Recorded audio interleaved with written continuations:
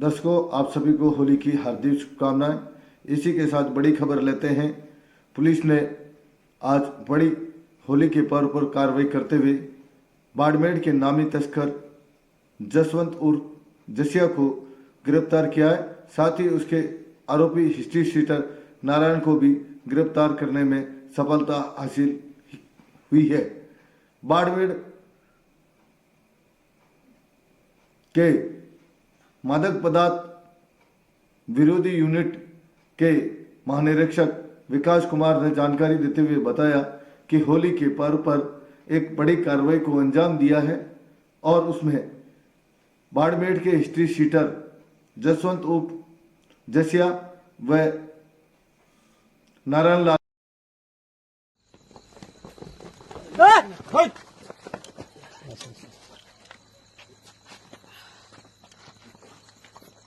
क्या नाम है? नाम क्या? क्या नाम है? नारायण। और क्या है पास? कुछ नहीं। लिए इधर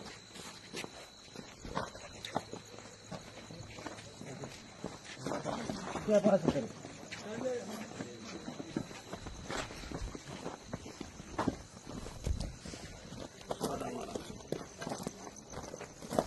क्या हुआ? फेंकते हो क्या? जैसे वीडियो से आए होने बंद कर।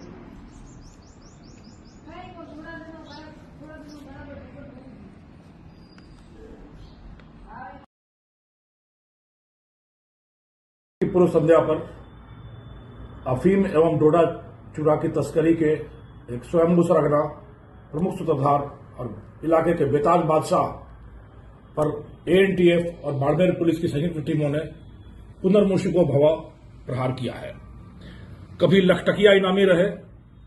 2024 में तत्कालीन जोधपुर रेंज की साइक्लोनर सेल के रडार पर चढ़े और उसके ठीक 9 महीने के बाद बहाने से अंतरिम जमानत पर आकर फरार होकर एक बार फिर नशे का स्वयंभू साम्राज्य स्थापित करने वाले 30,000 रुपए के इनामी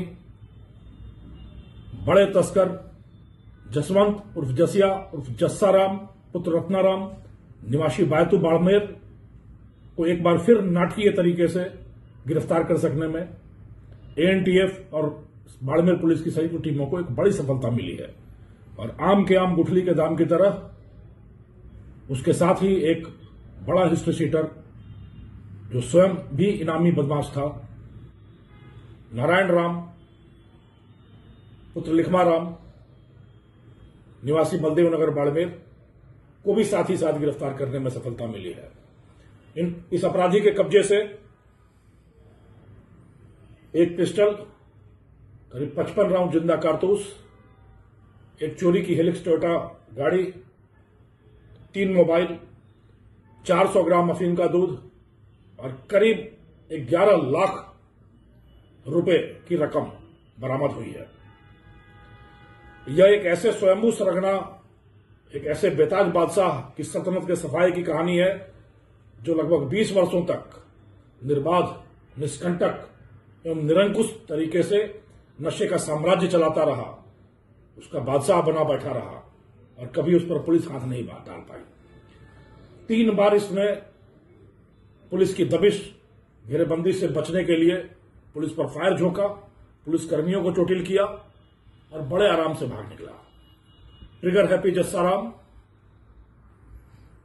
मौका लगते ही फायर करने से कभी नहीं चकता था और इसका मानना यह था कि पुलिस पर फायर करते ही पुलिस रुक जाएगी और वह आराम से निकल जाएगा। पिछली बार 2024 के जून महीने में जोधपुर के साइक्लोनर टीम ने इसको बलदेव नगर स्थित इसके ठिकाने से एक मुठभेड़ के बाद गिरफ्तार किया था। तब भी इसके कब्जे से चोरी के कई वाहन, 2 पिस्टल और करीब 63 जिंदा कारतूस मिले थे। इस बार भी 1 पिस्टल और 55 कारतूस मिले हैं। इसके पकड़े जाने की कहानी भी बड़ी विचित्र रही। कहते हैं घर का भेदी लंका ढाए। इस अपराधी जस्साराम उर्फ जसिया उर्फ जसवंत ने जून 2024 में पकड़े जाने के बाद ठीक 9 महीने के बाद मार्च 2025 में पत्नी की बहाना बनाकर अंतरिम जमानत ले ली और पत्नी की बीमारी का इलाज करना तो दूर, समाज को बीमार करने का उपक्रम फिर से चालू कर दिया।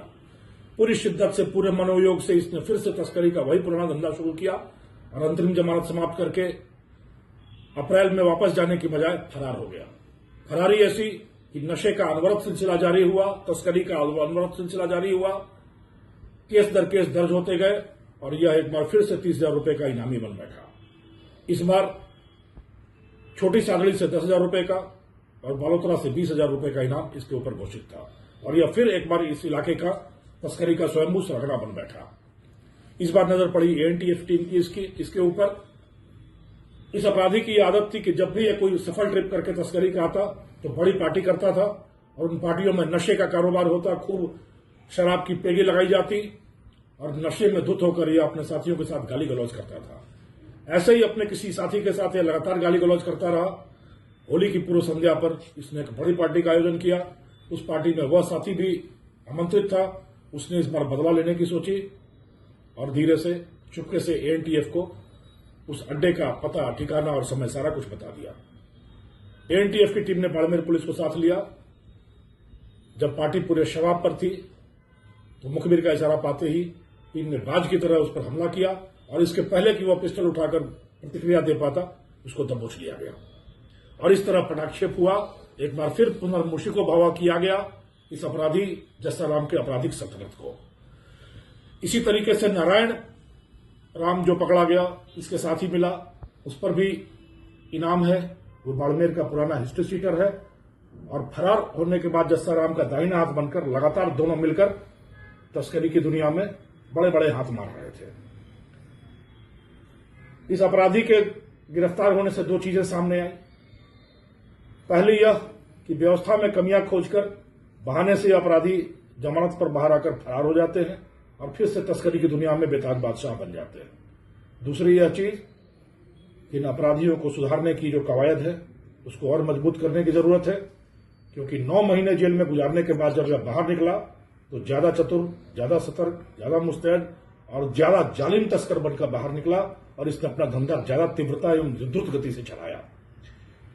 इस बार पुनः गिरफ्तारी के बाद मैं समझता हूं उसके साम्राज्य को पूरी तरीके से निर्मूल करने, विध्वंस करने और नेस्तनाबूद करने में पुलिस को अब सफलता मिलेगी। इसकी संपत्तियों की जब्ती की कार्रवाई भी शुरू की जाएगी और इसी तरीके से नशे के काले कारोबार, जहर के सौदों में शामिल हर एक अपराधी के गर्दन तक एक एक करके पुलिस का, विशेषकर एएनटीएफ का शिकंजा कसता जाएगा और उन्हें उनके मुकाम, उनकी मंजिल, जेल की सलाखों, जेल की चहारदीवारी के पीछे पहुंचाकर तौबा करने और प्रायश्चित करने को मजबूर कर दिया जाएगा। इस सफलता के लिए एएनटीएफ और बाड़मेर पुलिस की संयुक्त टीमों को ढेर सारी बधाई और मैं उम्मीद करता हूं कि वो इसी तरीके से लगातार अनवरत क्रियाशील रहेंगे और तस्करों की कमर तोड़ते रहेंगे। जय हिंद।